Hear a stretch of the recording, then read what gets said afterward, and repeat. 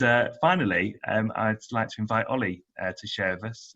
Maybe Olly, if you could just introduce yourself again, just saying where you are, and then over to you. Thank you very much. Yeah. Hi, everybody. So my name's Olly, and I'm a student up in Newcastle, and we're locked down at the moment, so this kind of sucks, but it's really great to be with you. And so Tom got in touch with me, and he asked me this question. He said, kind of, how can we embolden and encourage young people to share their faith and talk openly about God?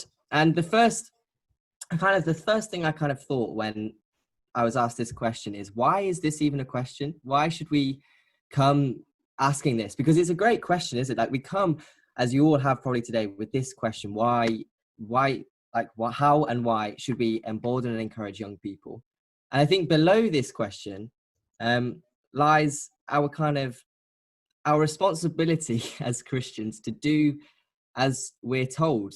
Because if you look, oh, by the way, if you've got a Bible, I might just flick through, but don't fret. I'll just say it. So in Matthew 28, obviously the Great Commission, Jesus says, go and make disciples. And so, see, that is where we are asking this question from. How can we embolden and encourage young people to share their faith? What we're asking is how can we disciple disciples to disciple? Because that's what Jesus tells us to do. How can we, like, disciple, which is the embolden and encourage, disciples, the young people and our youth, to disciple, to share their faith? I love how it kind of slots in that. So that's where I kind of want to begin. That word, disciple. And what does disciple actually mean? I had a little Wikipedia Google of it, and disciple came up as learner. It basically means learner, which is slightly different from what we think of it as kind of a student. So a learner or a disciple in the ancient biblical world that we look at was someone who closely observed and then imitated both the life and the teaching of the master they were following, so that they were in relationship with that person.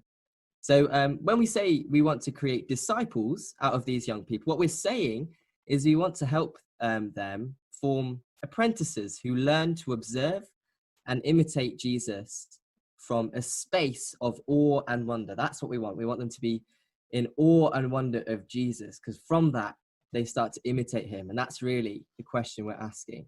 Because the thing is, we can't just kind of make our youth do what they're told, as in, like, go and share your faith, please, out of this kind of dutiful, rule-obeying thing, because that's not what a disciple means. It's not what a disciple of Jesus does.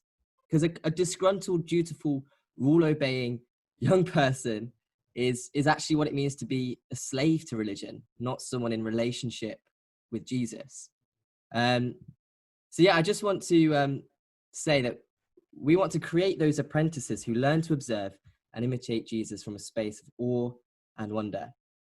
But the thing is, I mean, that's like kind of the intro, but I've told you nothing new there. That's what we all knew. That's kind of the goal of what we want to do. But what I do want to do is I want to share with you my experience of how I was as a young person and still am in awe and wonder of Jesus. So I became Christian just a few years ago, actually, at a youth camp. I was invited by my mum's colleague, and I was struck actually by the kindness and love of the leaders, people like you guys, Christian men and women who themselves are in awe and wonder of Jesus, who are obeying and imitating him as well.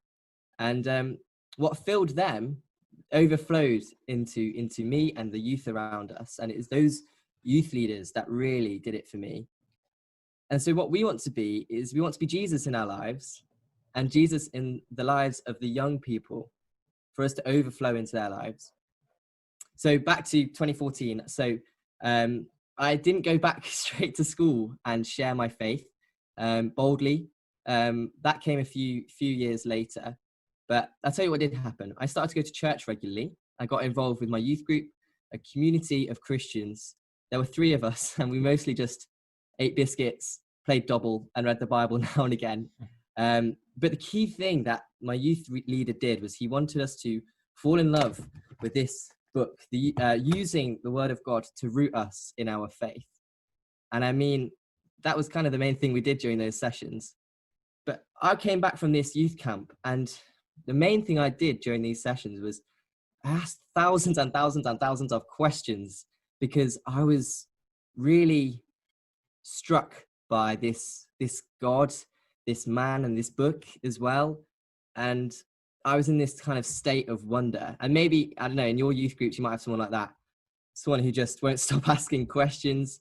And maybe you feel like they're a bit annoying. Maybe you feel like they're a bit of a thorn in your side. But I'll share with you now what happened. So the crazy thing that my youth leader did, and that really encouraged me with all my questions, is he didn't actually answer a single one of my questions. See, not directly anyway. I went home every week feeling satisfied with the answers that I came to, but they weren't from my youth leader. I was the one who found the answers to my own questions. But before I continue, I want to say, I'm not trying to claim I'm some theology child prodigy, or that my youth leader just handed me a Bible and I found them myself. I'm not saying I did this on my own. I was in a community of people, and we were led very, very well. And there's that beauty in the community, I suppose. But the key thing that my youth leader didn't do was he didn't just dump a load of knowledge onto me, like some kind of weekly Bible lecture at our youth groups. So the key thing he did was he gave me space to work it through myself. And the main technique that I noticed that he used was he would answer the question I had with another question, which initially I found really annoying. But then I learned that he wasn't just being annoying to try and dismiss my question. He was doing so to really make me think, to test me and push me and challenge me. And when I reflect on how my youth leader did this, it made me think perhaps today, out of fear of losing our young people that we care about so dearly from our churches, we spoon feed them answers about Jesus and about God in our youth groups, out of fear that if we let them think for themselves, they might not get it, they might not understand, and they might get it wrong. But whether we like it or not, that's not how humans are made to learn things. And I kind of know this because my mum's a teacher. She was trained as a teacher 20 odd years ago now. But the way that teachers are trained, they're not trained to be lecturers who just reel off scripts and dump knowledge on people. Kind of like these days, teachers do what my youth leader did. They answer questions with more questions, so that they can develop, so the kids in their classes can develop and strengthen their own thinking and intuition for themselves. And that's what my youth leader did during our sessions. So I thought they are kind of some abstract ideas. So let's root it in the Bible. So if you've got a Bible, I mean, you can join me or not, but like turn to Matthew 9, and we'll start at verse 14. If not, don't fret, I'll read it through. So the context is Jesus is being asked about fasting. So some people are just coming up asking, I mean, a fair question about what they can eat, what they can't eat. So I'll just read from Matthew 9, verse 14. Then John's disciples came and asked him, how is it that we and the Pharisees fast often, but your disciples do not fast? Jesus answered,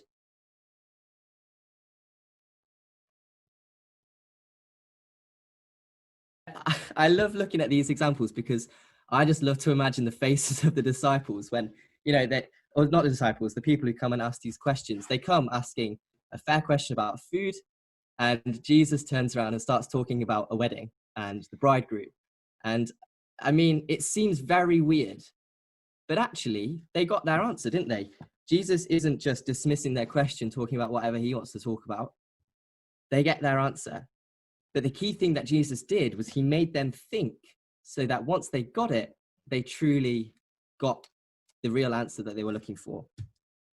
So then another one is Matthew 12, and we'll go to verse 46. This is another great one. Jesus is with a group of people, talking outside, so I'll go there. While Jesus was still talking to the crowd, his mother and brothers stood outside, wanting to speak to him. And someone told him, your mother and brothers are standing outside, wanting to speak to you. He replied to him, who is my mother and who are my brothers? Pointing to his disciples. I just like the faces of the disciples, it just makes me giggle. And it's just like, it makes me think, Jesus was making a point here by using a question, and everyone was around the room must have been thinking, what is he on about? Oh, wait. Oh, he means us. I get it. And it just like clicked. Okay, and then there's one final one. Trust me, this is the kind of a good one as well. So the Pharisees come up asking a question about taxes. Fair? And they were trying to trick him. But let's just go Mark 12, and we'll go to, let's go from verse 14, halfway through there. Is it right to pay the poll tax to Caesar or not? Should we pay or shouldn't we? But Jesus knew their hypocrisy. Why are you trying to trap me? He asked. Bring me a denarius and let me look at it. They brought the coin, and he asked them, whose image is this, and whose inscription? Caesar's, they replied. Then Jesus said to them, give back to Caesar's what is Caesar's, and to God what is God's. And they were amazed. I just like, it's so good. Because Jesus, what he's doing is, he's not just giving them a straight, simple answer that they can just eat and digest very easily. What it's making people do, and it's making us do, I suppose, today, I'm not going to go through it, don't worry, but making us really think about what is Jesus actually saying. And when this happened to me, when my youth leader did a very similar technique of answering questions with questions, is it made me think and strain. And then once I got it, it clicked. And it was revealed to me, and I understood it for myself. And this way of growing and learning and strengthening and becoming resilient to the Word of God and being able to read it and understand things better was designed by God. That's why Jesus uses it so well. And I came across this term, anti-fragile, to describe it, but I'll explain it using a sports analogy. So I'm a sports science student. So if you'll allow me, I'll use a sports example. So last year in my degree, we were looking at how the body grows muscle. And it's a process called protein synthesis. You don't need to know that if you're writing notes, don't worry. Mm-hmm. And it's how the body becomes stronger and more resilient. So the way the body does this is it actually rips itself apart. So you use dumbbells and weights, and it literally tears your protein and your muscles apart. So the more strain and pressure and trauma you place upon your muscles, the more they actually strengthen and grow and prosper. So have that in your mind, and then apply this to teaching these young people in youth groups. And you'll see how they're linked. The anti-fragile idea is not just a physical one, it's a spiritual one as well. So being taught things, we can't just spoon feed our young people. Like going to the gym, it's a safe space to break ourselves down, to come back stronger and more resilient. So our youth groups and conversations with these young people can be like this too, a safe space for them to break things down in their minds, being forced to think things through. So that once they get it, they truly get it. They become stronger and more resilient in their personal relationship with Jesus, which I think is so key when we try and answer this question of how can we encourage and embolden them to share their faith. What we want to do is strengthen them. A Christian whose faith is built on the sturdy roots of doctrine and the Word of God, and how to apply that to our lives through an honest awe and wonder of the glory of God, will be able to withstand the tough questions that Natalie was talking about at school and the corrosive winds of the world around them for years to come. But for them to be rooted, they kind of need space to root. And when I had to reflect on this question, looking at the church genuinely around the world, I think there can be this tight grip on young people because we're so scared of losing them. But I think what needs to maybe happen is an opening of our grip on them so that they are just on our palm for God to do his work for them. Because if we tightly grip these young people, trying to just spoon feed and ram Jesus down their throats out of fear of losing him, it will suffocate them and suffocate their relationship with Jesus. Like another example would be a great oak tree. So if we're growing a great oak in saplings in small pots, we have to give them space to deeply root. One day we have to take them out of the pot and root them in soil. what I'm not trying to say is to create an individualistic environment. Not at all. I think people still tend to these saplings by watering and pruning them, but leaving them to be comfortable in a pot doesn't grow a fruitful tree. So far we've seen the example of Jesus's teaching using questions to answer questions to help people to really think. And this led to us talking about the environment for young people to think by not spoon feeding them and creating space for them.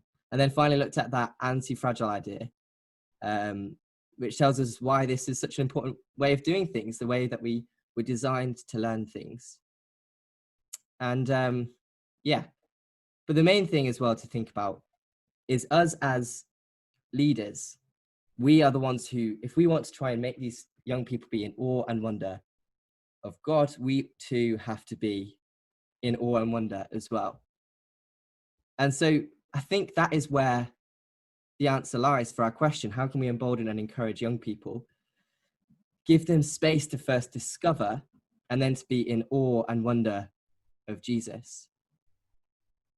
So how did my youth worker do this for me? Well, he modeled it first, and then he let me discover Jesus myself within a community as well. So guided by lots of wise counsel, but I was the one who started my relationship with Jesus. If you discover something that is truly incredible at the surface level, you're intrigued, and you're more likely to spend time going deeper in your discovery, perhaps in youth groups, and perhaps out of those youth groups. And then you're ever more likely to share it because it's something you want to share. It's something you love. It has to be their faith they uncover, not ours. Because the truth is, when we talk about sending these young people out into schools and to their football matches or at sleepovers or at parties, we won't be there. Well, I hope we won't be there, because that would be really weird if we're at their sleepovers. But they will be the ones with their faith, their discovery, and their awe and wonder, and their personal relationship with Jesus. And it's from that position that they are truly equipped to talk about Jesus openly and authentically with their friends and the world around them. So, yeah, it's to embolden and encourage these young people to share their faith. I think the first thing is to teach like Jesus, using questions and making people think. Secondly, it's creating an environment and a space for people to think deeply in their own way, with their own minds. So that they can be the ones to discover Jesus, because I think it's more powerful and stronger that way. So yeah, that's what I was reflecting on this week about how we can share and equip and encourage young people as well. So there you go.